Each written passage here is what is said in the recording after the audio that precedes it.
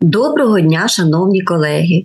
Я, в свою чергу, теж би хотіла подякувати організаторам за подвижницьку працю, яка зараз вкрай важлива і потрібна для української освіти та науки, які разом з нашим народом переживають нелегкі часи, і за можливість долучитися до роботи такого поважного наукового форуму, а також бути партнером сьогоднішньої події.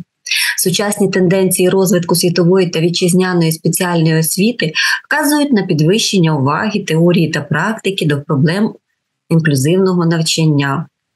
І наразі інклюзивне навчання виступає не лише актуальним соціальним аспектом, а і одним із прогресивних напрямків розвитку сучасної української школи. В умовах воєнного стану та кризових ситуацій, які наразі переживає Україна, особливої актуальності набули питання якісних доступних послуг дітям з особливими освітніми потребами, реалізації змісту освіти і застосуванням дієвих технологій навчання та викладання, коли стало життєво необхідним приймати швидкі, нестандартні, по суті інноваційні рішення, спрямовані у будь-якому форматі забезпечити якісне навчання здобувачів освіти, у тому числі з особливими освітніми потребами. Безперечно, інклюзивне навчання є важливою складовою розвитку освіти у будь-яких умовах, включаючи час війни. Але, на жаль, точної та повної інформації, що відбувається наразі з інклюзивним навчанням, немає. Але є точне переконання, що діти з особливими потребами потребують максимальної уваги та підтримки. Прикрий факт. Війна в Україні призвела до значного зменшення освітніх закладів. Деякі з них були знищені, частина перебувають на окупованих територіях, значна частина перейшла на змішану та дистанційну форми навчання, що не завжди є доступними для осіб з особливими освітніми потребами. Соціологи наголошують, що під час війни в Україні сформувалися так звані нові категорії дітей з особливими потребами. Це діти, які залишились у місцях свого постійного проживання. Це можуть бути як більш спокійні регіони, так і місця, де ведуться бойові дії. Це евакуйовані до різних областей України, так звана внутрішньо переміщені особи. На сьогодні кількість тимчасово внутрішньо переміщених учнів, які долучилися до навчання з інших областей, сягає майже 44 тисячі. Евакуйовані за межі України. Незважаючи, що знаходяться за межами України, вони мають право продовжувати навчання у дистанційній формі або екстернат. І, як відомо, змінами до положення про інклюзивно-ресурсний центр встановлено, що у період воєнного стану, надзвичайної ситуації або надзвичайного стану, особливого періоду, додатковими завданнями інклюзивно-ресурсного центру є надання системного кваліфікованого супроводу особам вищезгаданих категорій. Звичайно, викликом для всіх родин стало прилаштування до нових умов існування, пошук закладів освіти, готових якісно організувати навчання дітей з особливими освітніми потребами, налагодження корекційно-розвивальної роботи. В свою чергу, педагогам закладів освіти прийшлось швидко прилаштовуватися до нових умов роботи, опановувати навички роботи з дітьми з особливими освітніми потребами. Для вчителів та шкільних психологів обов'язковою стала просвітницька робота з батьками, інформування про можливу психологічну травму дитини, посттравматичний стрес та їх негативні наслідки для дітей. Варто наголосити, що заклади освіти у будь-якій ситуації залишаються осередком, який дає змогу дітям отримувати не лише знання, але й психологічну підтримку, не втрачаючи відчуття приналежності до спільноти. Тому надзвичайно важливо гнучко підходити до організації роботи та налаштовувати освітній процес так, щоб він був максимально комфортним і нетравматичним як для дітей, так і для педагогів. Організовуючи інклюзивне навчання на надскладних умовах, варто комплексно підходити до вирішення цього питання і враховувати основні напрями підтримки дітей з особливими потребами в умовах війни. Зокрема, вони включають психологічну підтримку. Всі ми розуміємо, що діти з особливими потребами можуть бути особливо вразливими в умовах війни. Тому надважливо забезпечити їм психологічну підтримку від кваліфікованих фахівців, щоб допомогти їм зняти стрес та тривогу. Медичну підтримку. Діти з особливими потребами можуть потребувати спеціалізованої медичної підтримки в разі загострення їх стану або погіршення здоров'я. Тому медичний супровід є теж невід'ємною частиною добре організованого інклюзивного навчання. Ну і, звичайно, саме навчання. Тому що діти з особливими освітніми потребами потребують спеціально організованих умов навчання, яке може бути складно організувати в умовах війни. Тому важливо забезпечити їм доступ до якісної освіти у будь-якому доступному форматі, включаючи і, звичайно, онлайн-навчання та забезпечення необхідними матеріалами для цього навчання. Як показує практика, саме дистанційне навчання стало однією з оптимальних, дієвих та безпечних форм навчання, що є доступною як під час карантинних обмежень, яке тривало в нас теж 2 роки, так і військового стану. Не секрет, організація дистанційного інклюзивного навчання стала викликом як для педагогів, так і для учнів, а також для їх батьків. Поруч з цим дослідження науковців вказують на те, що організація інклюзивного навчання у дистанційному форматі із забезпеченням рівного доступу до якісної освіти всіх учнів, незалежно від особливостей, здібностей та потреб, потребує певних принципів. Зокрема, це забезпечення доступу до технічних засобів.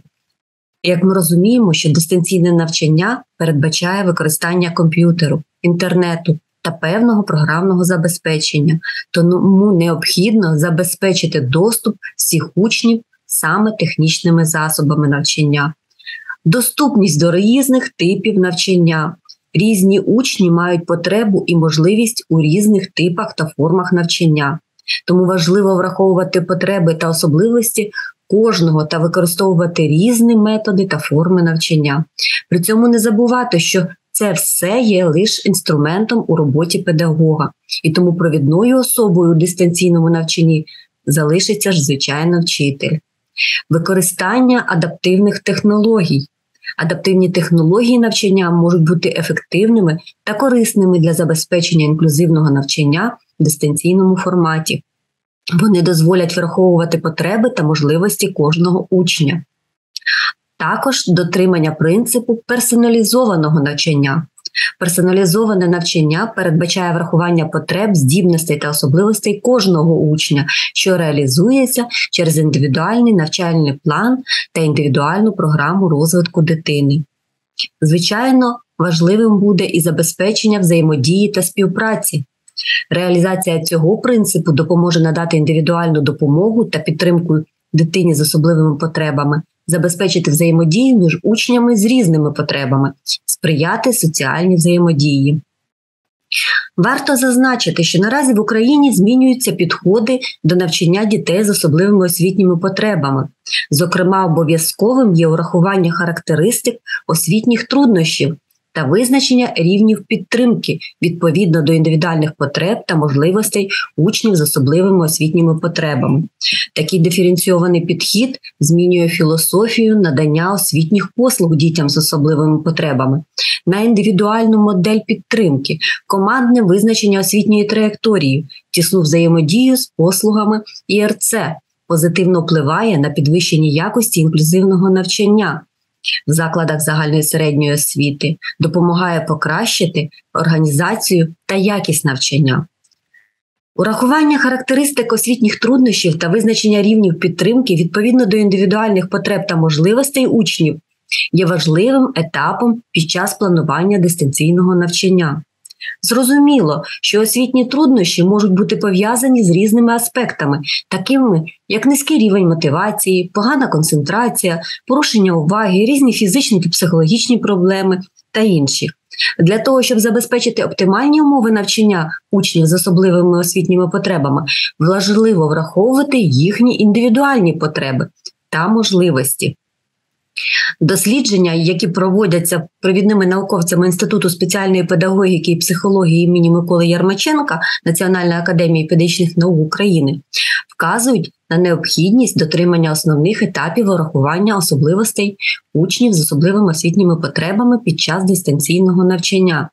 Зокрема, йдеться про визначення індивідуальних потреб, йдеться не тільки про соціальні послуги, це визначення наявних потреб, знань, умінь і навичок дитини, визначення і розроблення індивідуальних цілей і завдань дитини, організація найкращого навчального середовища, врахування вищезазначеного під час створення індивідуальних навчальних програм і планів, визначення рівня підтримки, який необхідний конкретному учню з особливими потребами, і як результат визначення та розробка індивідуальної освітньої траєкторії, індивідуальних планів, навчальних програм, реабілітаційних заходів, додаткової підтримки тощо.